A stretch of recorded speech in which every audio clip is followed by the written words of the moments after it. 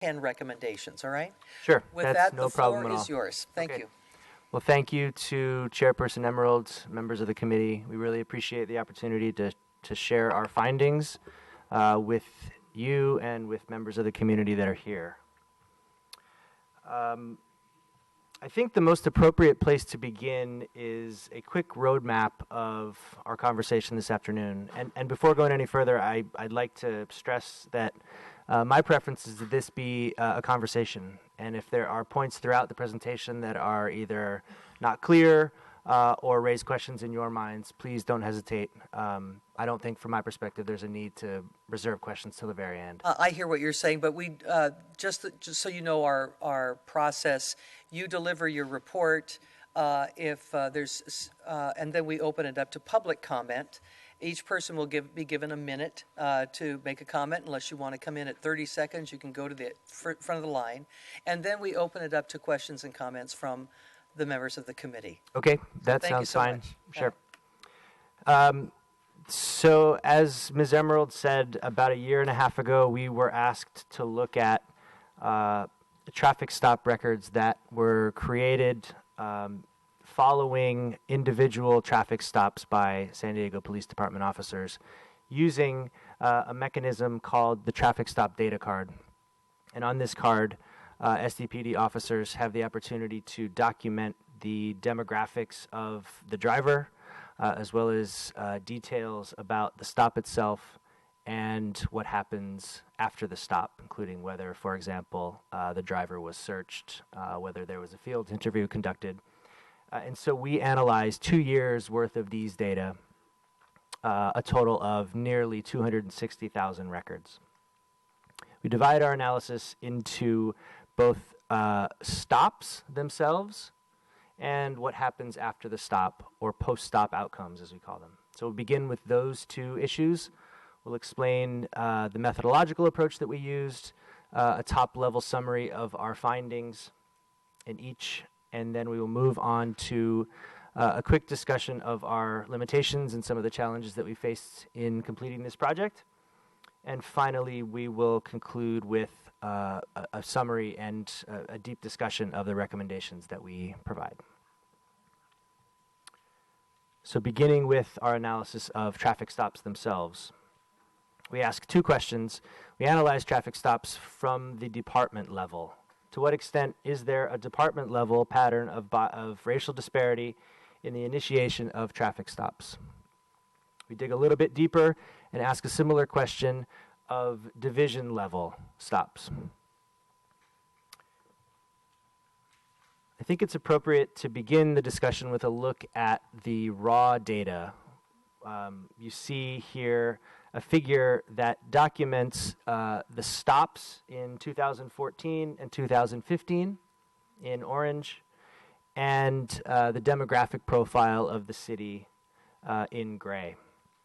And what we see is that white drivers were stopped less than what the demographic profile of the city might predict. Same is true of Asian and other drivers. The inverse is true of Black and Hispanic drivers. Unfortunately, these raw data don't tell us all that much about the presence or absence of bias.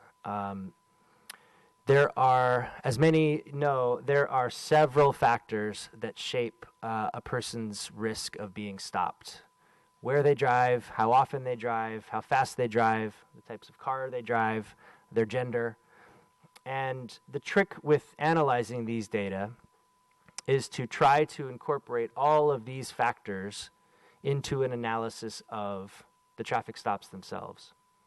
And to do this, we need to use what's called an external benchmark, something against which to compare traffic stops.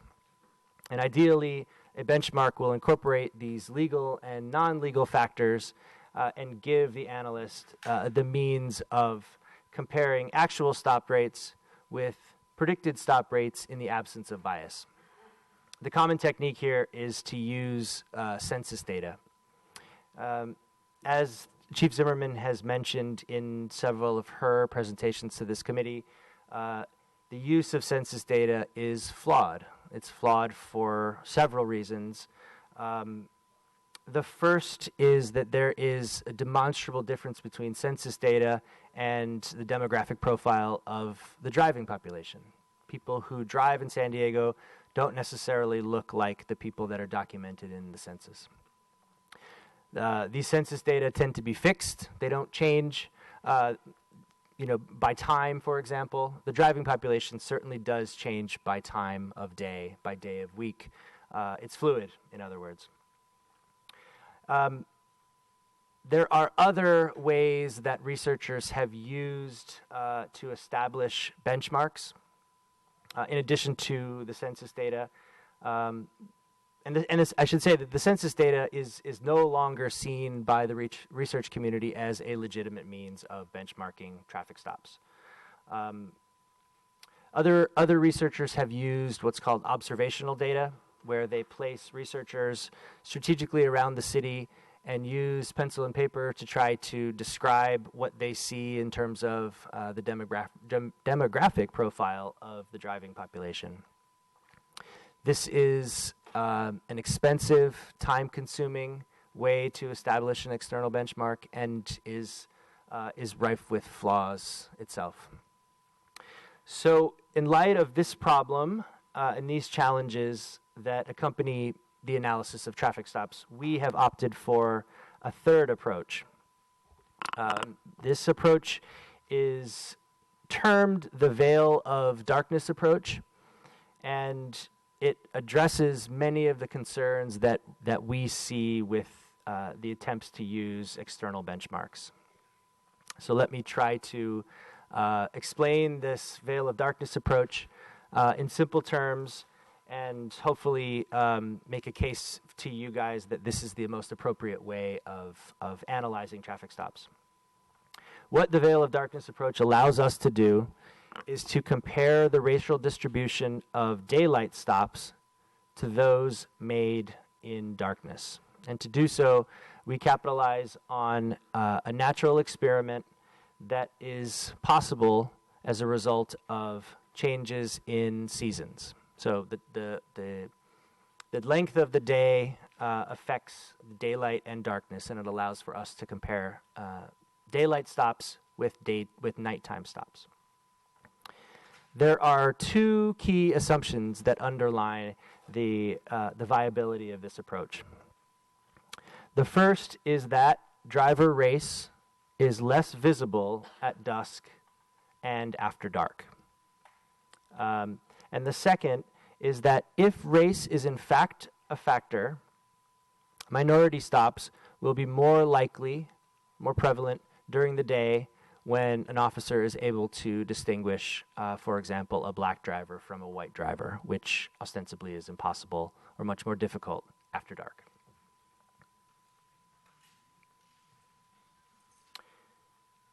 There are several controls or several checks that we include in this approach to make sure that we are sound in terms of our methodology. And the first of those is to confine our analysis to what is called the intertwilight period, or the period between the earliest sundown throughout the year and the latest sundown, which is 8:29 p.m. in San Diego. So the earliest is at 5:09 p.m., the latest is 8:29 p.m. We compare daylight and darkness stops within this intertwilight period. And we do this for a critical reason, particularly to keep the driving population relatively constant. So we assume that drivers on the road between 5:09 and 8:29 p.m.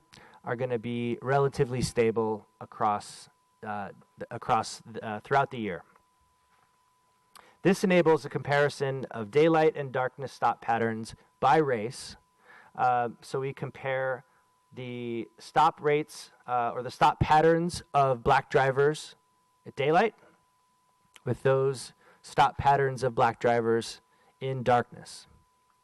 And we analyze that by comparing the daylight to darkness stop patterns of white drivers. making controls for changes in the driving pattern owed to day of week, seasonality. We include controls for month. And this allows us essentially to get around the challenges associated with the use of an external benchmark. It's worth noting the strengths and weaknesses of this approach. As I mentioned, this approach obviates the need for an external benchmark. We're not comparing stop rates or stop patterns against, for example, census data. We're comparing black drivers during the day to black drivers at night, which eliminates the need to account for external benchmarks. The approach is intuitive, relatively cost-effective, and is much less time-intensive than something like an observational study. The approach, of course, is not perfect. No statistical methodology is perfect, and it's worth acknowledging that this technique is relatively new as those things go, and there is considerable demand for more replication, more application of this approach to traffic stops. The approach also does not account for the presence of ambient light. It does not account for drivers with tinted windows and any other factors that may challenge the central assumptions associated with this approach.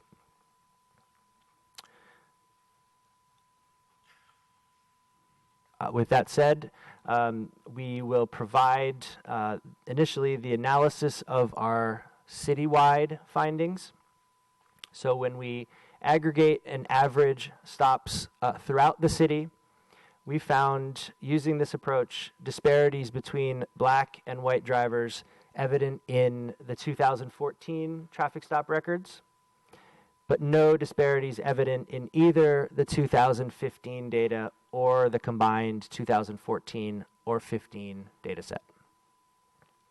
We also found no such disparities between Hispanic and white drivers in either 2014, 2015, or the combined data set. So here's where I'm going to ask you a question, Josh. What was the disparity between the black and white drivers? In 2014, we saw about a 20% distinction between black drivers and white drivers. That means 20% more stopped. So black drivers were 20% more likely to be stopped during the day than they were after dark, as compared to the same analysis of white drivers. Yep. We also compared, I hadn't planned on getting into it today, we also compared drivers 25 and under, and we saw very similar patterns, although pronounced in 2014. Those disparities were around 45%. Young black drivers compared to young white drivers in 2014 exclusively. And 2015? No, we did not find disparities in 2015 or in the combined data set.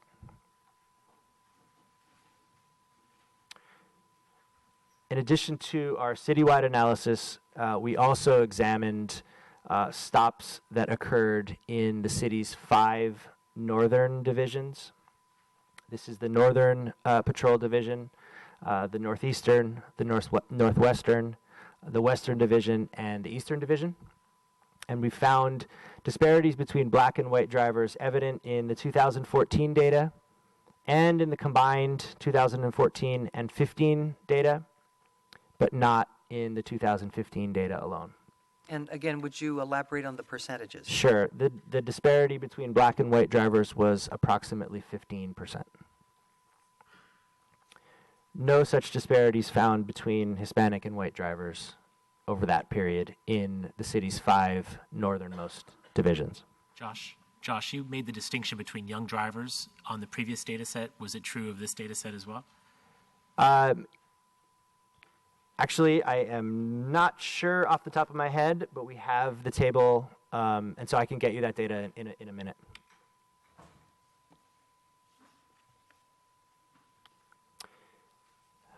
In the city's 4 southern divisions, the southern division the Southeastern Division, the Mid-City Division, and the Central Division, we found that white drivers were more likely to be stopped in daylight than after dark compared to both black and Hispanic drivers.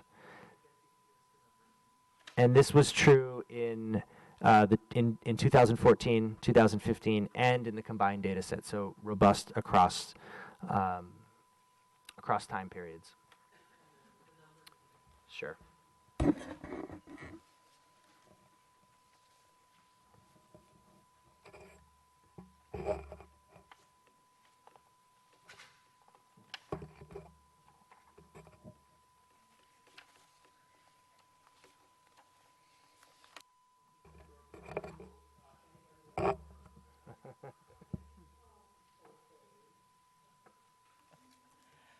Thanks.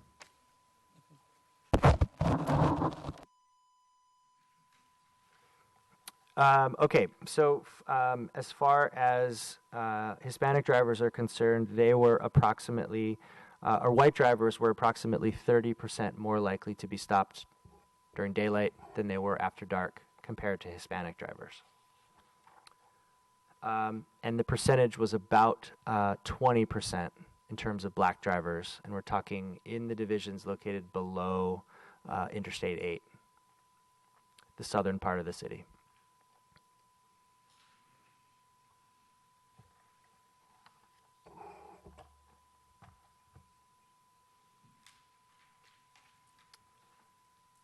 Any additional questions at this point? Okay.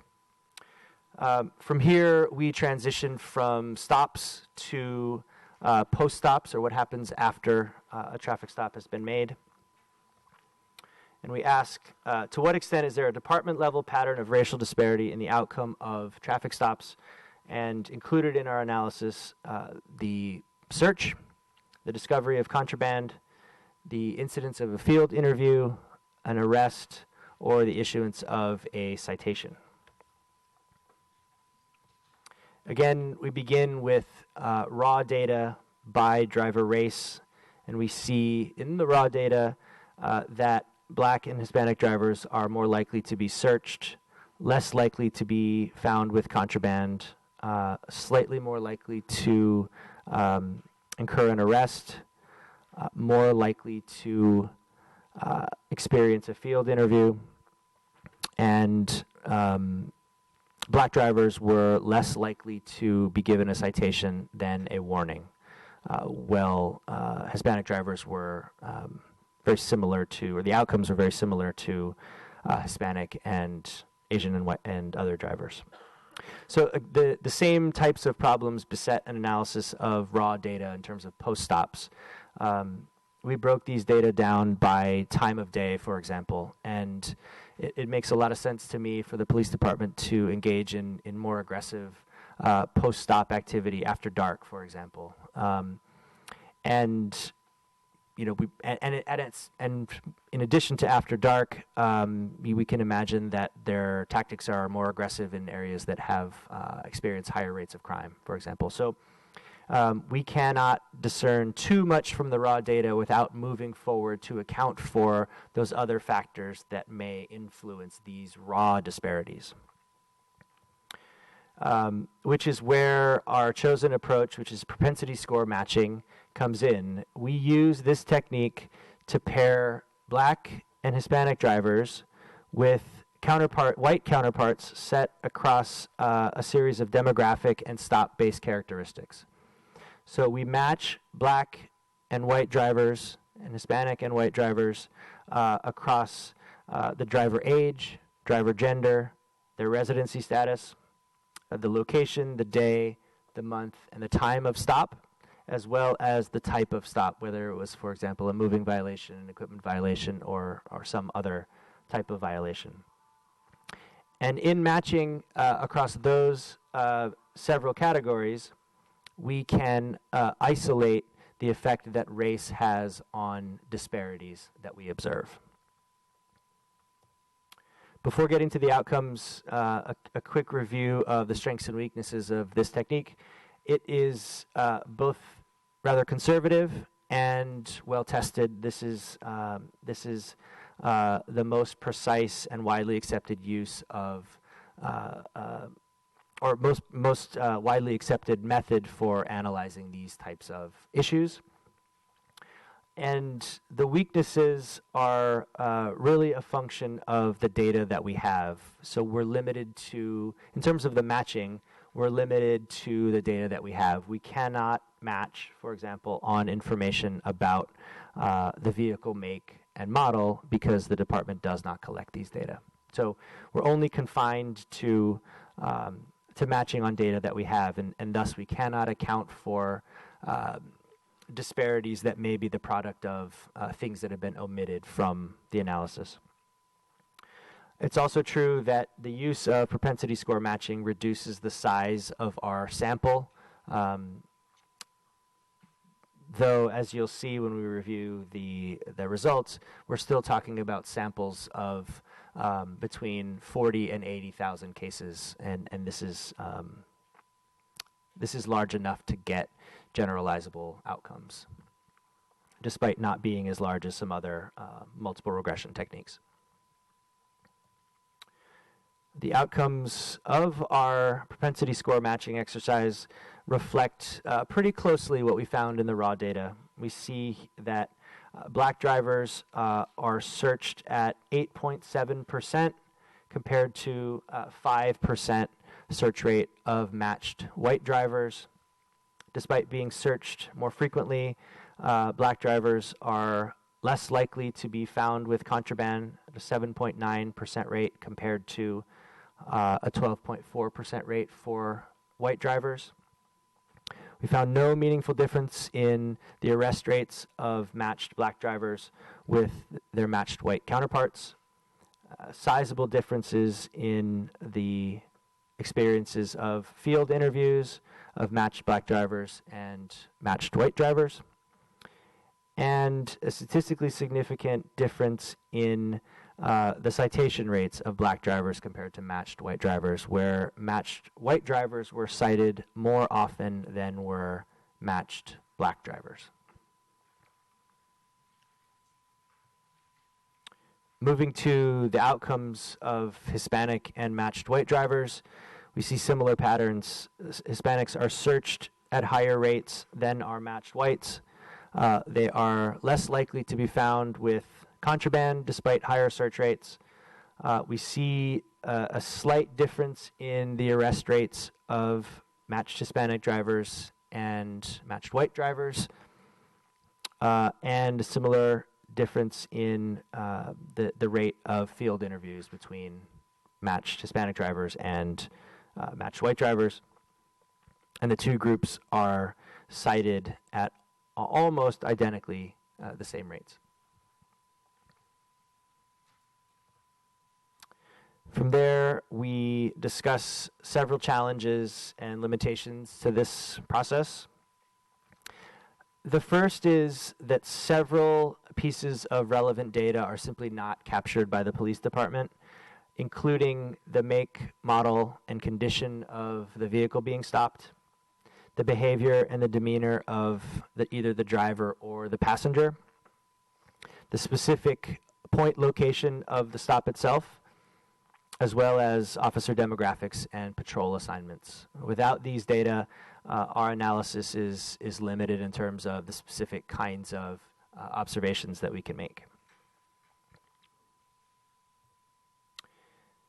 The second challenge that we faced was data quality. And we see this chart is pretty busy. It says a lot. And to distill it to one or two important points, the average missing data in the San Diego Police Department is about 19%. So 19% of all submitted vehicle stop data cards is missing at least one piece of information. And we see over time between January 2014 and December 2015, as the number of recorded stops decreases by month, the volume of missing data increases. So as the the volume of stops decrease, the more likely it is that those in 2015 will be missing at least one piece of data, either demographic data, post-stop outcome data, or some piece of both. This presents challenges to the reliability of the data and raises questions about the representativeness of the stop cards vis-a-vis the actual traffic stops themselves. Along the same lines, we have some considerable evidence of underreporting on the part of San Diego Police Department officers. We compared the stop card citation records, or stop cards that included the issuance of a citation, with the actual citations issued, and found considerable difference. The number of stop cards was about 23% lower than the actual number of citations issued, which left, based on some very rough calculations, somewhere between 60 and 70,000 traffic stops that we believe were not recorded by the police department. This also contributes to questions we have about the reliability and the representativeness of these data.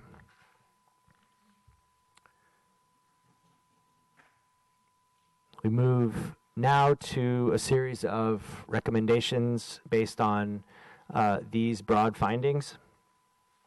And we'll begin with specific recommendations related to the presence of disparities, and we suggest that, or recommend that, the department acknowledge the existence of racial and ethnic bias and make combating such disparities a priority. We also recommend that the department continue to enhance training and supervision around issues of bias. And third, that they change the way that traffic stops are used for both enforcement and investigation. We also make recommendations to enhance police-community relations. We suggest that the department make community engagement a core departmental value and work to improve communication and transparency regarding police practices. And third, we suggest 5 recommendations related to the current data collection and management practices. First, for several reasons, we recommend that the department discontinue the use of traffic stop data cards. We make this recommendation for several reasons, beginning with the reliability issues that we've just outlined.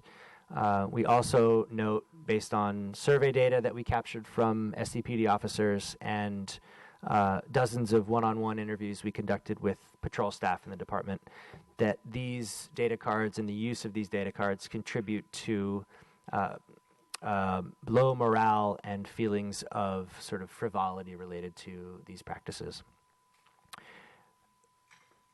We suggest that the department replace the current system of data collection and management with a system that integrates data that is currently captured by the department's computer-aided dispatch system, information found on judicial records of citations and warnings issued, and on forms associated with the initiation of field interviews, searches, seizures, and arrests.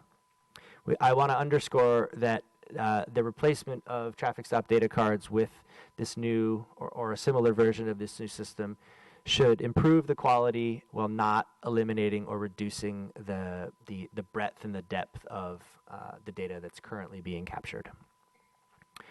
To that point, we suggest augmenting the existing vehicle stop data collection with additional information, including officer demographics, vehicle make and model, as well as both the behavior and the demeanor of the individual or individuals being stopped. We also suggest that the department begin capturing data on both pedestrian and bicycle stops. These stops are critical to understanding of how the police department operates and should no doubt be part of any future data collection efforts. Finally, we suggest the department make 3 specific steps to strengthen both the accountability and the oversight of their data collection and management.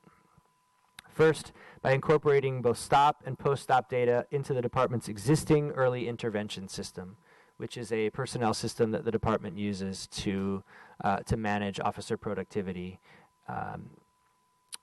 Second, we suggest that the department make an increased effort to brief officers on the purpose of data collection and updating staff regularly on related trends in data collection. We heard from several officers that they felt in the dark about why these data were being captured, what they were being used for, and ultimately what purpose for the department they serve and what purpose they serve for the public. And we think that the department would benefit from an intensified effort to increase transparency internally. And finally, we suggest that the department include traffic stop data, pedestrian stop data, and bicycle stop data as part of the city's open data portal, and include these data files in Excel files as opposed to PDF files, which are much more difficult to make sense of and do research with. Thank you. Thank you very much.